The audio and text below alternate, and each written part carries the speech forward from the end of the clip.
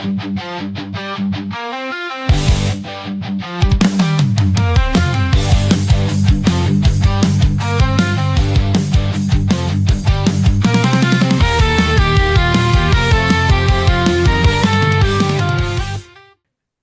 on the podcast, we welcome Texas Battle from such films as Coach Carter, Final Destination 3, Marauders, to name a few. Texas, thanks for joining us.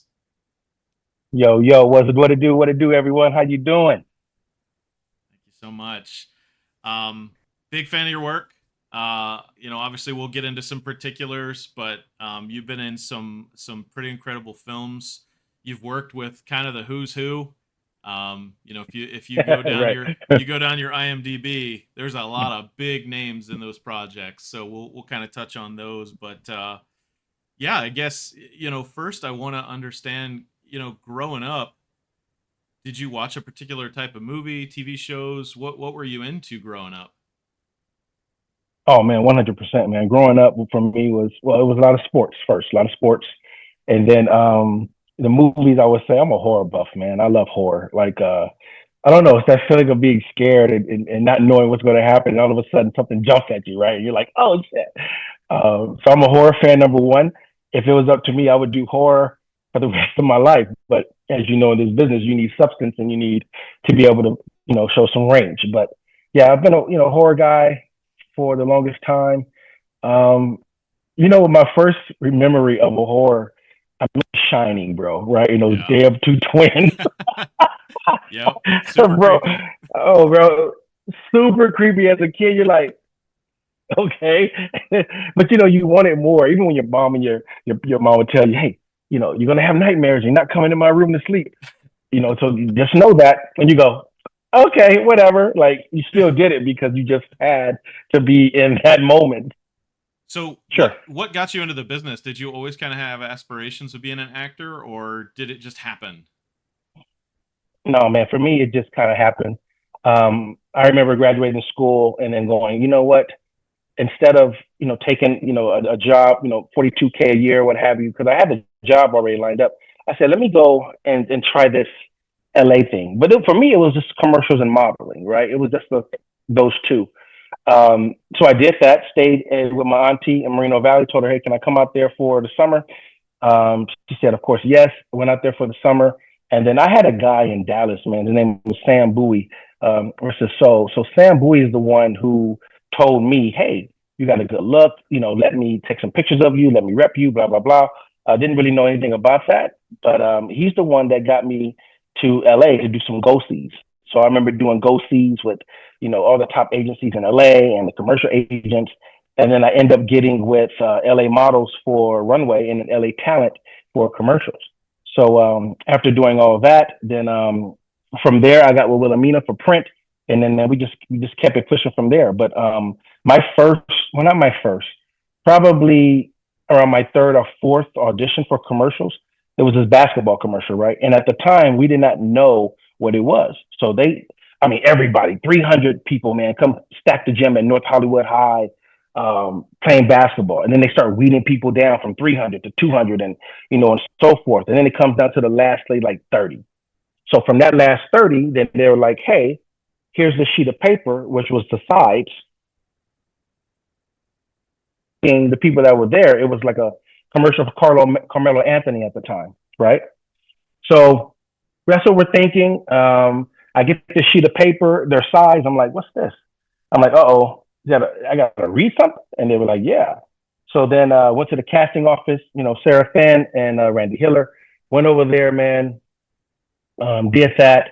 And then from there, brother, it was a slow process, but I did not know at the time what I was getting myself into until you do the screen test. And now you're seeing people that you see on TV. You go, okay, bro, what is this? I've seen him on TV. I've seen you on movies. Like, and then things start to, oh, this is not what I thought it was. And they kept everything on the hush.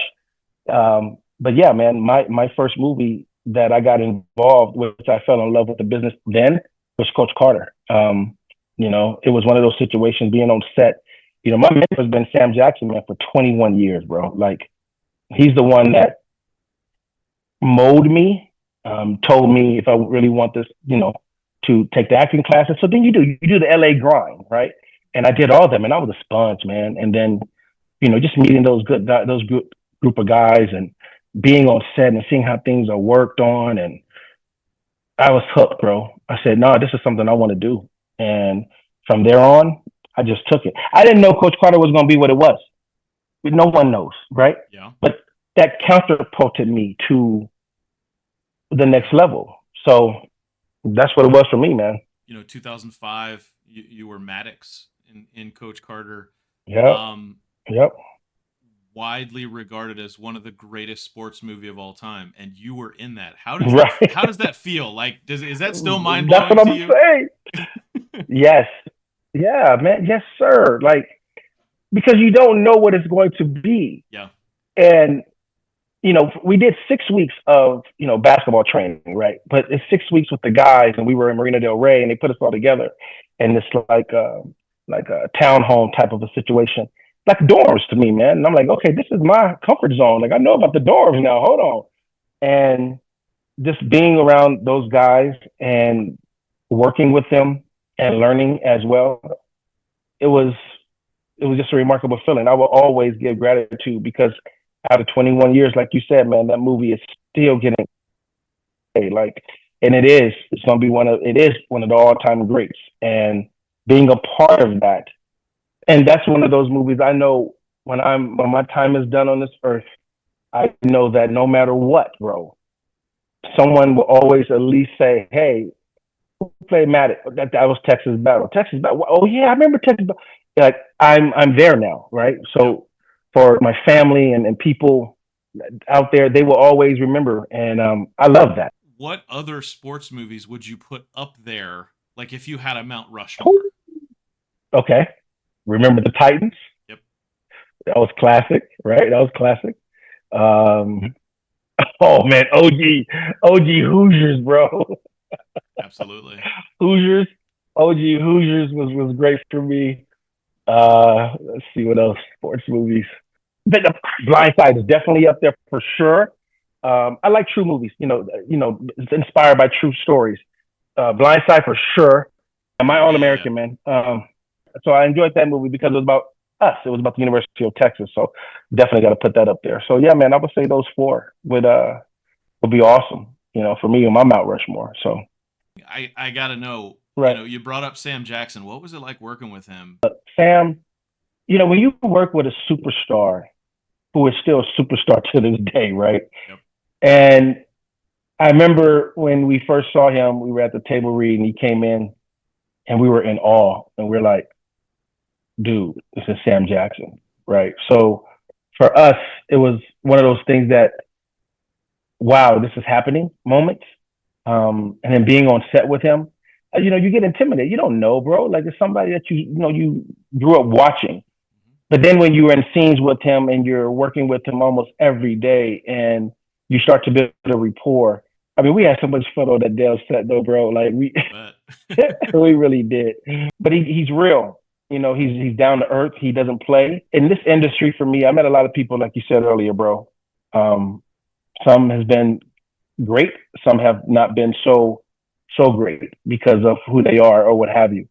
But when you meet someone like Sam and he's genuine and someone that will reply back to a text message when he doesn't have to, bro, like calls you, picks up a phone, if you really need him, like that shit goes a long way, man. For him, man, Sam is he's just good people, man. It's someone that I will always cherish his friendship. I would cherish his wisdom. He's helped me tremendously in this business. And that goes a long way for me, man. He will always be my guy. You know what I mean? Absolutely. Legend, fantastic in everything he does. His range is incredible. He can be, the best of the best. He can be the worst of the worst and everywhere in between. True professional. Yeah, no, and it's awesome that was like your first big credit, right? Is getting to work with Samuel L. Jackson, like the GOAT. And that's what I'm. And I'm so happy to hear that he is as genuine as it looks. Right? I'm happy to hear that. 100%. Real, bro. When you're on set, you don't really think about after. Yeah. Okay. But Coach Carter opened up so many doors for me, man. Just saying the name Coach Carter, being a new upcoming, actor, it was so much easier for my team to get me in the doors. Yeah. And brother, I got in so many doors. Damn, I felt like I was, the number one or the number two in the damn movie.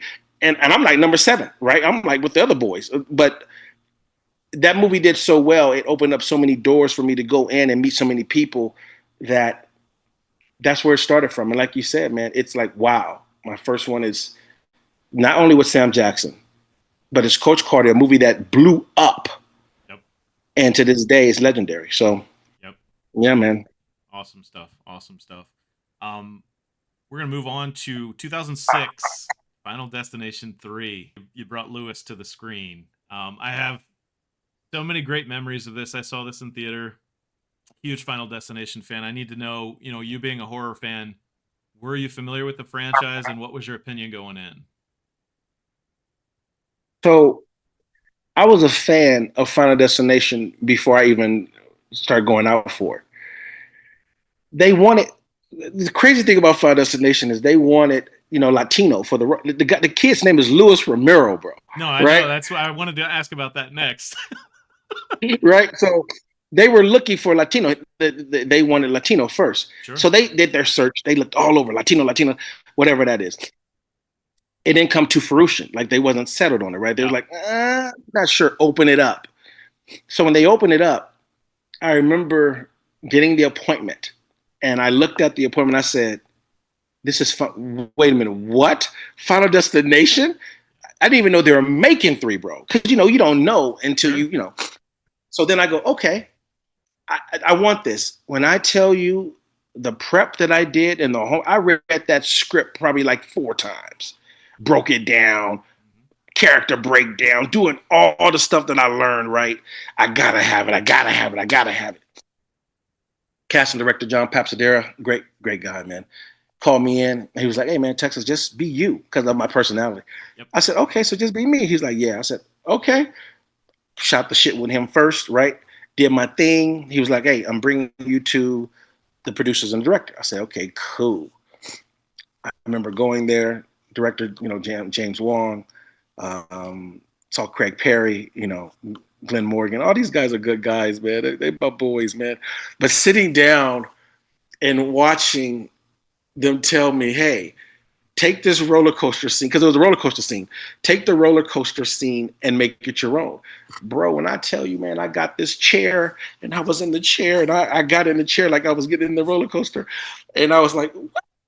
I said, here we go, right? So I'm in a chair, but here I am. I'm like, I'm going up like I'm going up the roller coaster. I'm doing this, bro. Like, I'm like, whoo, whoo. So then I'm going down like I'm in a chair, right? And I played the whole one's out, the whole thing. I even did this. I'm turning. I'm playing all that, bro. And then there was the other scene that we did where he gets out the car and he's like, "You just shut up, man. She just wants some fucking attention. Shut that bitch up, like whatever." Right? That wasn't in there at first. I don't know, bro. In my head, I said, "Cuss here." Yeah. But so when I did, and I was in there, I'm like, man, will you just shut that bitch up? I'm tired of hearing her damn mouth. Wham, cry. That's all you do. Shit, can I enjoy myself as a senior pro? Like, bro. And I had the director and the producers dying laughing. And then we did another thing where I got directed and followed the directions and did that. And he was like, thank you so much. I'm like, yeah, but thank you. Left. John Papsadera was like, and I just left, bro. I didn't hear anything for like 2-3 weeks. Nothing. And I said, damn, I thought I killed that shit, right? I felt good about it.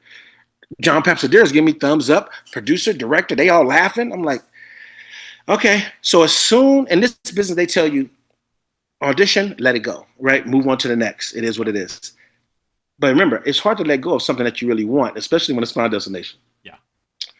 So eventually I end up forgetting about it a little bit, and out of nowhere, that's when my team calls me. It's good news when you get a phone call and it's 2 or 3 people from your team on the phone. Yeah, we got good news for you. So they told me, yeah, brother. They told me, they was like, hey, where you at right now? I'm like, come on, man, where I'm at right now, man. I'm about to go in the gym. What do you mean where I'm at right now? They was like, well, we want to talk to you about some things. And then I'm like, okay. And then they said, well, we got some feedback for you from Final Destination, and it looks like, and they were just messing with me, man. It looks like you did good, but it looks like they may go another way. And I said, for real? I said, damn, man. They're like, yeah, but it looks like you're going to be in Vancouver for 4 months. So what are you doing in the next 4 months? I said, wait, excuse me, what? It was like, you booked it. I'm like, when you book something that you want and it's out of nowhere, it's unexpected, and you know that you're going to be in the movie and you're traveling out of the country for 4 months to be a part of this franchise, the feeling itself for me is like, take me, man. Like, take me now. Like, it's like, right. It's like, please, this can't be happening, right? And it did. That happened, man. And that was another one I did not know to expect it was going to be what it was, right? And then have one of the coolest, if not one of the best deaths in the franchise so far. Like, yeah, for sure. That was what I was going to ask you. Like, your death scene, it's a slow burn, like most Final Destination death scenes, right? It's a very slow burn, but it just happens in a way that you didn't expect it to happen at all. You see all of these things happen and you're like, okay, here's what's going to happen. And then, no, maybe this is going to happen. And then all of a sudden it's something completely different and it's glorious. 100%. 100%, brother. For me, it was like, but see, you don't see that on paper. Like, you read it, right? You read the script. Yep. And you're going through it and you go, okay, that's a cool death, right? You see all that. But when we shoot it, and then you see how it's actually done, brother, on days off, I still went to set. Yeah. You understand? Like, I was like, no, I'm coming. They were like, Texas, like, you're off today. Like, take the next 2 days. You're off for 2 days. Like, we don't need you. I said, nah, man. I said, I need to be here. I need to see how this shit works and how y'all do all this cool stuff, right? So for me, I was a sponge, eating it up, just wanting to see how this stuff is made. And then, like you said, I think for me, when it really hit was that premiere. You go to the premiere, you haven't seen the movie, right? And then you see the crowd, and then your scene's coming up, and you know what's going to happen, right? You shot the shit. But this is the first time you're sitting in the theater, and then you watch everybody. And then it happens, and everybody, like, oh, and then they clapping for you. Oh, shit. Yeah. No, it was so good. It was so good. And Lewis, even, now they're 6 movies in, Lewis is still one of the more memorable characters of the entire franchise. And I think it's because what you said, he was just genuine. It was just you doing your thing, right? Correct. And for me, like you said, it felt, man, it didn't even feel like acting, bro. Look, just be a jock. I was a jock anyway. Be a jock, lift some weights, be an asshole, be a little cocky, Hate the rival. Like, right. We're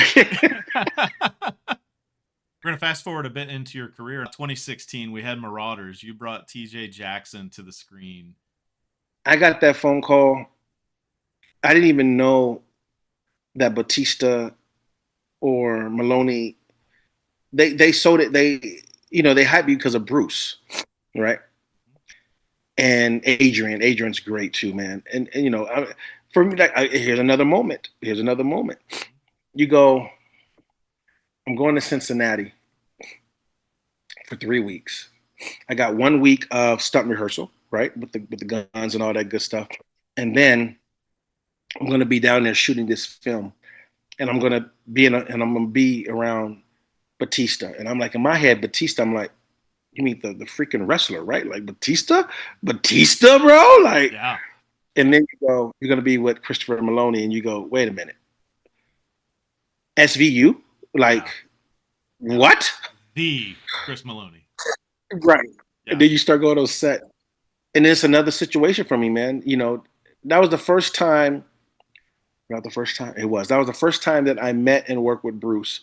Legend, another legend. Absolutely. And then I remember being on the set, and he came out, right? It's like just him and like 2 other people, And I go, damn, that's Mr. Willis. I gotta say hi. But even if you're cast and you see another A-lister, you just don't run and do that shit, right? Yeah. You know, you want to be.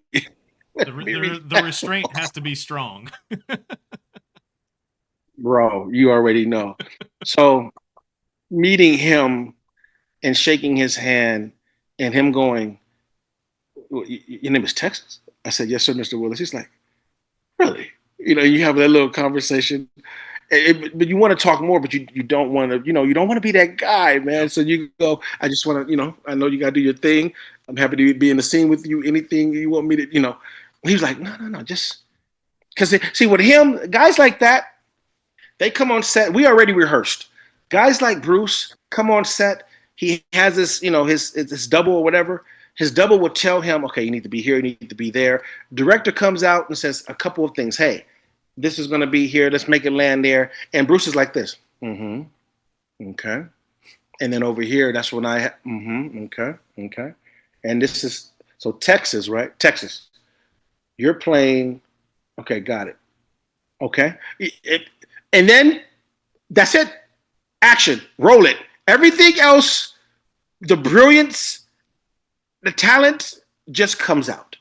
Man, that's awesome. Hitting his marks, saying his lines in only the way Bruce can say, and just doing him. And you sit there and you go, they barely told this man. They just said, here, that's the character. That's the character. He's like, got it. He sticks to the content of the script, but he's not going to say word for word. Oh, hell to the no. You better be listening to react. That's what you better be doing.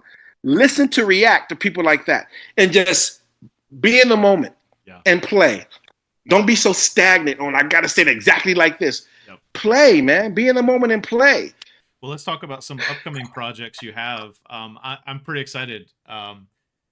Dead and Breakfast. I want to talk about Dead and Breakfast because the premise alone, and I can't wait to see it, but the premise alone it's just interesting, as I'll say it. If nobody has looked it up, go look it up. Tell me about Dead and Breakfast. I will tell you that you, as a horror fan, you'll like Dead and Breakfast because there's always a twist. Yep. I'm waiting for it. This is one of those. Yes, right. This is one of those movies, man, where you don't think, you think you know where it's going, but you probably won't. It's one of those. That's what intrigued me about the script itself. I mean, we're like working with, but Dermot, man, is another one, bro. Dermot is another one who will push you. He'll play. And all those guys, man. I mean, I just see, your cast is important. Your cast it's important to get chemistry with your cast. Yep. Okay. And when you have everybody on the same page and everybody just wants to make a good film, but for me, Dead and Breakfast is one of those movies where, he's the character himself. He's Haitian or he's from the island, and he's voodoo, like he's about the voodoo and all that shit, right? A robbery takes a turn, a twist. We have to, go to this bed and breakfast, right? We go to the bed and breakfast, and that's when shit starts to get real a little bit. The other one I had to bring up, and this is one of those things where you read sort of the premise of the movie, and you have to read it multiple times to make sure you read what you thought you read. And I'm talking about The Hook. Imagine a killer that's obsessed with Peter Pan. That's enough right there to be like, wait, what? Like, I don't have a clue where they're going to go with this, but I need to know. So what can you tell us about that one? The Hook. The Hook. You gotta see, when you see that one, brother, you're not gonna see me. See me. This was one of my first movies. When I read the script, see, I always wanted to be an antagonist because we love horror films. Yeah. I always wanted to be that villain, per se. And The Hook allowed me to finally feel what it was like to be a Jason Voorhees. Yeah. Or Freddy Krueger. Or Michael Myers, right? And when you see him, it's not. You got to understand. There's a reason to what he's doing, bro. Okay, like it's not like he's evil like that because he has good. If I can get one thing out of the hook is being able to show the audience that you can feel and root for the villain Okay. because of what the concept of what he's doing. You see what I'm saying? I do. I'm intrigued. When it comes, please, when it comes out and you see this, we will have to get on another call Absolutely. because I really want to know how you feel about it and do you agree with it? That's all I have to tell you. That is completely fair, and yeah, accepted 100%. We're gonna do this again Okay. when that's out and I'm able to watch that, Yes. because Yes. being a horror fan and getting an opportunity like that rarely ever happens. So I need to talk to you more in depth about it after obviously it's out and we don't want to spoil anything. But I want to give you my reaction. Yes. But I also will have a bunch of questions for you specifically about how you were able to get into that role. So yes, 100%. Yes, Let's man. do that. That would happen, brother. Yes. And then working with Michael Jai White, man, and and Marlon. Like I tell you, man, this industry, bro, the people that you see on TV or the people, look, Michael Jai, that's Spawn to That's me, bro. Spawn. That is Spawn. That's Spawn. That is, right? For 30 years, that's Spawn. What are we talking about here? what are you talking about here? That is Spawn, bro. Right. Right? Like that's one of the first ones that back in the day you see, and you can relate to Spawn. Yeah. It's like he was awesome. So when you meet him in person, and I met Michael Jai a few times before. Never worked with him. It ain't like I met him and said, let's go, have some wings and watch a football game. No, it's in passing or at the gym, right? But then when you have him on set and you're working with him for another 3 weeks, and Michael Jai, I'm gonna tell you, man, all that shit that he does on screen, he knows that shit. I mean, he is lethal. He is registered lethal. Wow. Hands, feet, legs, you name it. He's quick. He cares about the craft, his detail. I mean, look, he directs now too and writes, so right. He just doesn't act. But I learned a lot from Michael because of how and what he brings to set, man. It's just amazing when you work with someone, and then you work with someone like Marlon, who is, she's killing the game right now. Like I told you before, now Marlon's been working for a long time, as we all know. It takes certain series or movies to make it pop. Now she's on fire, right? She's popped. Seeing how she works, and then having to work with her on several scenes, which you're going to see, and I'm trying to take her head off, bro. But you'll see all that. And but she brings the smoke, bro. She wants it. She's like, no, I don't need no double for that. I want it. Like I want to feel it. And look, I'll tell you one scene, very little. Just put it this way: when I'm a big dude, man. And I like to, ex-football player, all that good stuff. When I picked her ass up, I mean, I picked her ass up and I slammed her.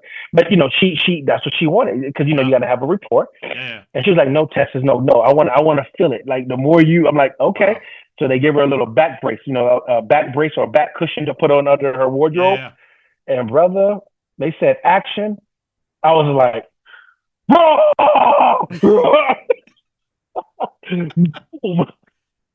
I love it.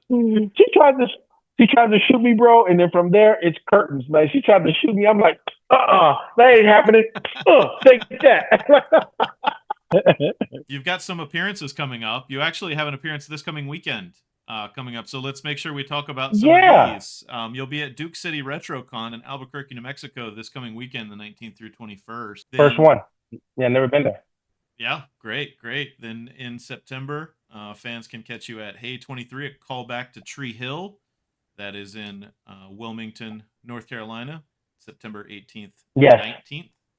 And then you actually have already something booked for 2027, Syracuse Collectors Con in Syracuse, New York, April 3rd and 4th of 2027. So make sure that you guys go out and meet Texas. ask some more questions, get some pictures, get some autographs, hear some of these great stories. 100%. If you would like to book Texas for your next event, Texas is through Second Star Promotions, and you can visit them at secondstarpromotions.com. Texas, it has been my pleasure, Yeah. my friend. I'm a big fan of your work. I will continue to support your work. Looking forward to what you've got coming out next. But thanks so much for taking the time to talk with me. Thank you for having me, brother. This has been great. I love speaking to people that love horror like I do. And I can tell you are not faking at all, brother. You love horror. Love it. Love it.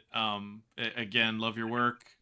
Looking forward to the new stuff you have coming out, and even in the future beyond that. But we'll definitely have to get together after The Hook is out, and we'll call part 2 with Texas Battle. Come on, man. I love that. Thank you, brother. Appreciate you.